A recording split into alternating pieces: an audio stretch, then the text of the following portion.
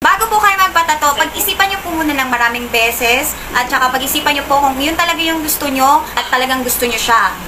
Dahil ang tattoo po ay panghabang buhay. Kailangan kung magpapatato kayo, yun po talagang may meaning, bukal sa puso. So guys, ang sabi ko lang sa inyo na yung mga tattoo ko lumalaban doon sa akin, hindi ako pababayaan ito kasi yung mga tattoo ko lumalaban yun sa akin.